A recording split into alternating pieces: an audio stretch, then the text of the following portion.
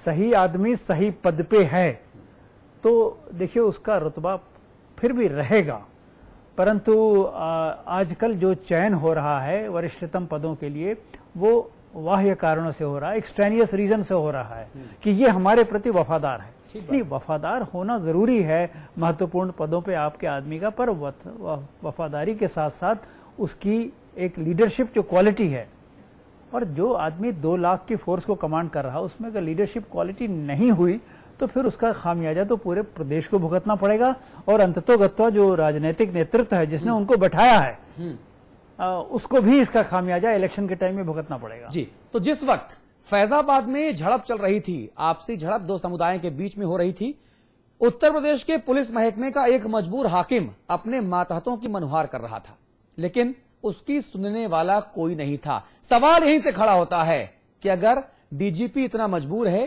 तो उसे इतना लाचार बेबस मजबूर बनाया किसने, और अगर वो वाकई इतना मजबूर खुद को समझ रहा है तो सरकार उसे उस पद पर बैठाए क्यों रखना चाहती है।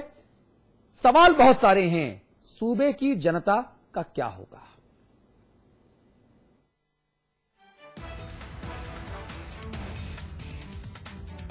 यूपी पुलिस के कामकाज के तरीकों पर तो अक्सर सवालिया निशान लगते ही रहते हैं। पुलिस पर एक बार फिर गंभीर सवाल उठा है, और इस बार पुलिस पर ये सवाल किसी और ने नहीं, खुद सूबे के पुलिस महानिदेशक ने उठाए हैं। My few officers, they didn't react properly, they didn't react in time, they went there unprepared. Faizabad में हुए हंगामे के बाद मौके का जायजा लेने पहुंचे सूबे के पुलिस महानिदेशक एसी शर्मा अपनी ही पुलिस का दुखड़ा रोने लगे। डीजीपी के मुताबिक उन्होंने पुलिस अधिकारियों को उपद्रवियों से सख्ती से निपटने के लिए कहा, लेकिन पुलिस ने ऐसा नहीं किया और बवाल बढ़ता चला गया। मैंने ही एक ऑफिसर को वहां से कहा कि इस तरह की बातें हो रही है तो why are you not using force, डंडा क्यों नहीं चला रहे हो, टीयर गैस क्यों नहीं चला रहे हो, रबर बुलेट क्यों नहीं चला रहे हो। उसके बावजूद ही नहीं चली और घटना हो गई। तो this is certainly that officer will be taken care of. DGP साहब ने इस घटना को प्री प्लान भी बताया। उन्होंने शहर में शराब की दुकानें बंद न होने पर भी नाराजगी जताई। ये जरूर प्री प्लान रहा होगा, मैं ऑथेंटिक वे में नहीं कह सकता जब तक मेरे पास सबूत न हो, लेकिन जो हालात हैं उससे लगता है कि प्री प्लान जरूर रहा होगा। एक जो कमी मालूम हुई है वो ये मालूम हुई है कि साहब कल शराबबंदी का दिन था, शराब की दुकानें खुली हुई थी और उसकी वजह से लोग शराब खूब पिए। झांकियों के ऊपर भी बैठे हुए कुछ लोग शराब पीते हुए देखे गए हैं। तो क्यों खुली थी बंदी के बावजूद, इसके बारे में भी कार्रवाई की जाएगी। जो अधिकारी जिम्मेदार हैं उनकी जिम्मेदारी तय की जाएगी।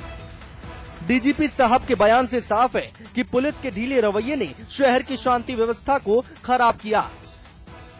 उपद्रवी हंगामा करते रहे और पुलिस अपने आला अधिकारियों के आदेशों की अनदेखी कर तमाशबीन बनी रही। यहाँ पर सवाल ये भी उठता है कि अगर पुलिस सूबे के पुलिस प्रमुख की बात भी नहीं सुनेगी तो किसकी बात सुनेगी। मोहम्मद तनवीर, फैजाबाद, समाचार प्लस। सीधे लखनऊ आपको लेकर चलेंगे। रविदास मेहरोत्रा जी, जो सवाल इस रिपोर्ट में उठाए गए हैं, सवाल बहुत मौजूद हैं, बहुत लाजमी है कि आखिरकार आपकी सरकार में पुलिस का सबसे ऊंचा जो व्यक्ति है, जो पुलिस महकमे का मुखिया है, 2 लाख लोगों की जवानों की फोर्स को लीड करता है, वो जब इतना बेबस और लाचार है तो क्या आप लोगों की भूमिका संदिग्ध नहीं हो जाती? देखिए, जब जांच हुई मालूम हुआ कि डीजीपी के आदेश को इसने नहीं माना है, उनके खिलाफ कार्रवाई कर दी गई है। अरे ये स्थिति क्यों आई भाई साहब? मैं ये तो पूछ रहा हूँ, ये स्थिति क्यों आई? जी, ये स्थिति आना ही दुर्भाग्यपूर्ण है पूरी सरकार के लिए और सूबे के लिए। जी, ये बहुत दुर्भाग्यपूर्ण बात है, चिंता की बात है कि एक कमांडर ये कहे कि उसके फोर्स के लोग उसकी बात नहीं मान रहे हैं। अरे कमांडर क्यों कह रहा है ये भी तो सुन लीजिए आप।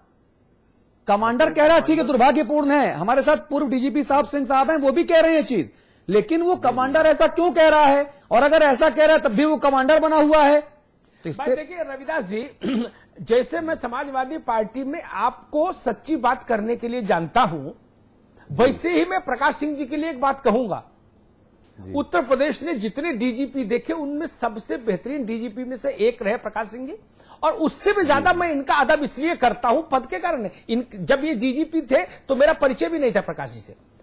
अदब इसलिए करता हूं कि पुलिस रिफॉर्म्स के लिए इन्होंने जो लड़ाई लड़ी वो सैल्यूट करने लायक है, और आज तक दामन में कोई दाग नहीं है। लोगों ने बड़ी सर्विस राज्य सरकारों ने माना नहीं, अलग बात है, लेकिन सुप्रीम कोर्ट से डायरेक्टिव प्रकाश सिंह जी की पहल पर आया। तो अगर प्रकाश सिंह जी आज ये बात कह रहे हैं तो इसको मुझे लगता है कि सत्तारूढ़ पार्टी को गंभीरता से इस पर सोचना चाहिए। देखिए, डीजी पुलिस साहब को ये कहने से पहले जिन लोगों ने उनकी बात नहीं मानी थी उनके खिलाफ उन्हें सख्त कार्रवाई चाहिए करनी, और उन्होंने वो कार्रवाई करने के स्थान पर ये बात जो कही ये बहुत चिंता की बात है। लेकिन सरकार को संज्ञान में आया और सरकार ने जो दोषी लोग हैं, अधिकारी हैं, उनके खिलाफ कार्रवाई कर दी है। और जो है ये बात भी सही है कि छोटे स्तर के पुलिस के अधिकारी हैं वो निरंकुश हैं, बेलगाम हैं, उन पर जरूरत है इस बात की कि उनके ऊपर कार्रवाई के साथ अंकुश हो। मेहरोत्रा जी, चलिए मेहरोत्रा जी, मैं अपने सवाल को इस तरह से पूछता हूं। इसलिए नहीं हो पाता कि वहीं तो विधायक जी प्रकट हो जाते हैं ना मेहरोत्रा जी, थाने में विधायक जी प्रकट हो जाते हैं, और दरोगा और सीओ को एसपी एसएसपी के सामने दो कंटाप मारते हैं कि तुम्हारी हिम्मत कैसे हुई उसको छूने की। मुश्किल ये कि जब विधायक सीओ को थप्पड़ मार दे और एसएसपी के सामने से कुछ अराजक तत्व तो एसएसपी के ऑफिस में घुस के प्रोफेसर्स की पिटाई कर दें और फिर भी एसएसपी को ये परमिशन नहीं मिले पॉलिटिकल लीडरशिप से कि इन प्रोफेसर्स को, इन गुंडों को बंद कर पाओ, तो इकबाल कैसे रहे ये बताइए आप मुझे ना, चाहे वो डीजीपी हो चाहे दरोगा हो। जी नहीं, चाहिए कार्रवाई होना। अगर कुछ लोग ऐसा काम करे हैं जिन लोगों ने किया है उनके ऊपर चाहिए कार्रवाई होना। कैसे कार्रवाई हो? वो तो प्रतापी विधायक है जिन्होंने सीओ को थप्पड़ मार दिया सिर्फ गाड़ी में बैठने के नाम पर। उनका पुलिस की गाड़ी से नहीं जाऊंगा, अपनी लग्जरी गाड़ी से जाऊंगा। सीओ की गलती ये थी, उसने कहा नियम में कहते कि हुजूर आप मुलजिम है तो इसी में जाना पड़ेगा, तो उन्होंने 2 थप्पड़ दिए उसके। और जब थप्पड़ दिए तो भी अधिकारी जो मौजूद थे वो सीओ को ही बाहर ले गए, बोले जानते नहीं साहब से उलझ रहे हो। और अगले दिन सीओ का ट्रांसफर हो गया कि भाई तुमने 2 ही थप्पड़ क्यों खाए, तुमको 5 खाने चाहिए थे, चलो ट्रांसफर कर देते तुम्हारा। दूसरा सीओ आएगा वो किस आधार पर कानून का शासन लागू कर देगा, मुझे कोई ये तो बताए। नहीं, जो आप बात कह रहे हैं गंभीर बात है और ये आपके संज्ञान में आई होगी बात, ये उत्तर प्रदेश भर में चर्चा का विषय बनी थी ये बात। रविदास जी, मैं इस सवाल को ऐसे पूछता हूं, आप कह रहे हैं कि डीजीपी साहब को जो है पहले शासन स्तर पर आना चाहिए था बात करने के लिए। आपकी बात का मतलब यह हुआ कि डीजीपी साहब ने शासन से इस बारे में कोई बात नहीं की और बिना शासन से बात की मीडिया में चले गए, यानी सरकार की छवि खराब करने के आरोप में क्या डीजीपी साहब को पद से हटाया जा सकता है? नहीं, छवि खराब करने की बात नहीं है, उन्होंने खुद को ही अपने आप को कमजोर साबित करने का बात कही है कि वो खुद इतने कमजोर हैं। अरे भाई, कोई कार्रवाई इनके खिलाफ भी हो सकती है क्या, मैं आपसे ये पूछ रहा हूं। जी, अब इस बारे में मुख्यमंत्री जी के पास बात पहुंची है, निर्णय करेंगे। प्रकाश सिंह जी, जितनी बातें मैंने मेहरोत्रा जी की सुनी, सत्ताधारी पक्ष के मजबूत राजनीतिक कद वाले विधायक हैं, बातें इनके ऊपर तक सुनी जाती, समझी जाती, मानी जाती हैं। लेकिन अभी देखिए, अभी भी साफ साफ बात करने में संकोच कर रहे हैं, हिचकिचा रहे हैं, पहली बार ऐसा हो रहा है। कहीं ना कहीं यही मजबूरी है क्या पूरे सिस्टम की? देखिए, मेहरोत्रा जी को ज्यादा घेरने से कोई फायदा नहीं। वो डीजीपी ने जो कुछ कहा है उसके लिए डीजीपी जिम्मेदार है और उसका संज्ञान तो उच्चतम स्तर पे लिया जाना चाहिए। हाँ। अभी तक नहीं लिया गया है। देखिए, जब नई सरकार बनी थी तो मैं मुख्यमंत्री महोदय से मिला था, बड़ी उम्मीद से मिला था कि उत्तर प्रदेश में एक नई सुबह होगी। मैंने एक दैनिक जागरण में एक लेख लिखा था। हाँ। उसका शीर्षक भी यही था। हाँ। क्या उत्तर प्रदेश में एक नई सुबह होगी? मुझे भी ये आशा थी, एक युवा मुख्यमंत्री आए हैं, नई सोच होगी और नए तरीके होंगे और अच्छे अफसरों को बढ़ावा मिलेगा। तो यही सोच के मैं उनके पास मिलने गया और पुलिस के बारे में मैंने उनको कई सुझाव रखे। एक पूरा उनको नोट दिया हमने 5-6 पेज का कि साहब इसको आपको मैं प्रस्तुत कर रहा हूं, इसको समय मिलते इसको जरा ध्यान में दीजिएगा। इसके बाद 1 महीने बाद मैं मुख्य सचिव से भी मिला, क्योंकि आखिर वो काम करने वाले और आदेश देने वाले तो वहीं से होता है। उनसे भी वही सब बातें मैंने दोहराई। पर दुर्भाग्य से मुझे मुख्य सचिव तो ऐसा लगा कि चुपचाप मेरी बात सुनते रहे, कुछ लाचार थे या अपने आप को निष्प्रभावी महसूस कर रहे थे। मुख्यमंत्री महोदय ने बहुत तपाक से सारी बातें सुनी, बड़े अच्छे से सुनी, उनकी सहृदयता से मैं बड़ा प्रभावित हुआ। परंतु जहां तक फॉलो अप एक्शन का सवाल है कि क्या कार्रवाई हुई, तो वो देखिए लगभग शून्य के बराबर कार्रवाई हुई। और उसी सब का नतीजा देख रहे हैं। मैंने जो कुछ सुझाव दिए थे राज्य पुलिस को सक्षम बनाने के लिए, प्रभावी बनाने के लिए, और समाजवादी पार्टी के आने के बाद राज्य में शांति व्यवस्था में सुधार हो, जनता चैन की सांस ले और लगे कि हाँ अब एक अच्छी सरकार आई है और अब अच्छे दिन फिर से आ गए। परंतु ऐसा कुछ हुआ नहीं है और मुझे भी अब निराशा दिनों दिन बढ़ती जा रही है।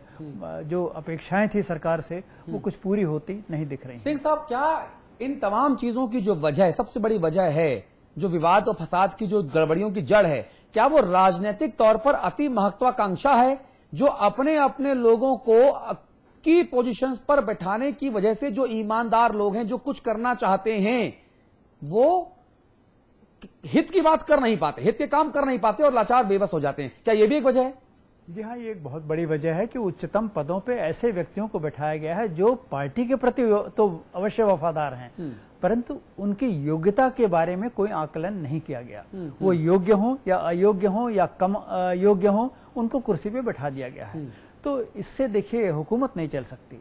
आप अपने प्रति वफादार प्रशासन को तो रख सकते हैं, परंतु अल्टीमेटली जनता की आपके प्रति जो निष्ठा होगी, आपके प्रति अगले इलेक्शन में अगर आपको फिर से आपके प्रति झुकाव होगा, तो इस बात पे होगा कि एडमिनिस्ट्रेटिव सिस्टम कितना अच्छा काम कर रहा है, प्रशासनिक व्यवस्था कितनी अच्छी चल रही है, शांति व्यवस्था कितनी अच्छी है, लोग अपने आप को कितने सुरक्षित महसूस कर रहे हैं, माफिया सरगना सब दबे हुए हैं, लैंड माफिया को दबा दिया गया। ये सब बातें इन सब बातों का प्रभाव पड़ता है। परंतु जिस तरह का पुलिस प्रशासन आज की तारीख में है, इस दिशा में उसे कोई सफलता मिलेगी मुझे कोई आशा नहीं है। और जो मुझे मेरी जो आशा नहीं थी, वही दिनों दिन मैं देख रहा हूं कि वही धीरे धीरे फलीभूत हो रही है। अच्छा, बहुत संक्षेप में, क्या डीजीपी, मौजूदा डीजीपी साहब को मीडिया में आकर बयान देने के लिए क्या दंडित किया जाना चाहिए? देखिए, दंडित करने की तो बात नहीं है, पर उनको समझाया जरूर जाना चाहिए कि नंबर एक, किस तरह से अपने मातहतों से काम लिया जाता है, एक बात। और दूसरी बात, जब मीडिया से बात की जाती है तो क्या बात की जानी चाहिए और क्या बात नहीं की जानी चाहिए। क्या उत्तर प्रदेश पुलिस के जो आला अधिकारी हैं, क्या उनको कहीं ना कहीं कुछ ट्रेनिंग या वर्कशॉप की जरूरत है? जैसे आप बात कर रहे हैं, कुछ साइकोलॉजिकल वर्कशॉप हो, कुछ टेक्निकल वर्कशॉप हो, ताकि उनको उस लेवल पर लेके आया जा सके कि साहब आप जो बातें आप कह रहे हैं सिंह साहब, मैं उन्हीं की बातों की बात कर रहा हूं, ताकि वो उनको हम कंपेटेबल बना सकें उस पूरे सिस्टम से कि मीडिया में कैसे बात करनी है, कैसे कमांड करनी है। क्या इसकी जरूरत महसूस करते हैं? देखिए, प्रशिक्षण से तो हर आदमी सीख सकता है, इसमें कोई संदेह नहीं, पर अब इस स्टेज पे अगर आप 58, 59, 60 साल, अब आप रिटायरमेंट के पास आ रहे हैं, अब भी अगर आपको ये सिखाना पड़े कि मातहतों से कैसे काम लीजिए, महत्वपूर्ण बात, या मीडिया से कैसे बात करिए, तो ये मेरे ख्याल में बड़ा महंगा सौदा है। जी, अमिताभ अग्निहोत्री जी, वक्त खत्म हो चुका है, संपादकीय टिप्पणी।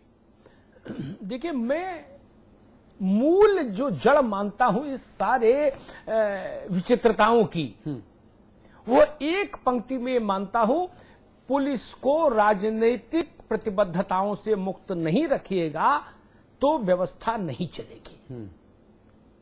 भले ही प्रकाश सिंह जी ने बहुत सधे शब्दों में उस ओर इशारा किया हो, पद पर जो लोग हैं वो इस ओर इशारा कर भी नहीं सकते। मल्होत्रा जी व्यक्तिगत बातचीत में मुझसे मान लेंगे, टेलीविजन पर मानेंगे नहीं, लेकिन आप मान लीजिए एक कप्तान उस दिन 100 दफे मरता है अगर वो ईमानदार है, अगर वो एक भ्रष्ट दरोगा को हटा नहीं पाता है, वो 100 दफे मरता है। उस सच बात है, 100 दफे मरता, बहुत अच्छी बात। एक आईजी, एक डीआईजी 100 दफे मरता है जिस वक्त वो देखता है कि 100 पापों का जनक व्यक्ति, जिसको मेरे बहादुर सिपाहियों ने गिरफ्तार किया और इसको एक टेलीफोन पर छोड़ना पड़ रहा है मुझे, वो 100 दफे मरता है।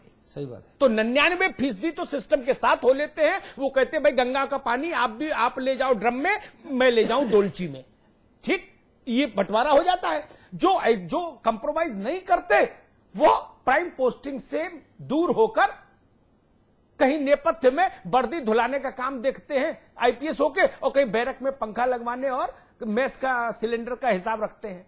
जमीन पर जो लोग फिर रहते हैं वो वही लोग रहते हैं जो सिस्टम के साथ चल रहे होते हैं। ठीक बात। इसमें पार्टी का सवाल नहीं। जितनी पार्टियां हमने अपने जर्नलिज्म के उसमें देखी 20-25 बरस में उत्तर प्रदेश में, ये समस्या है।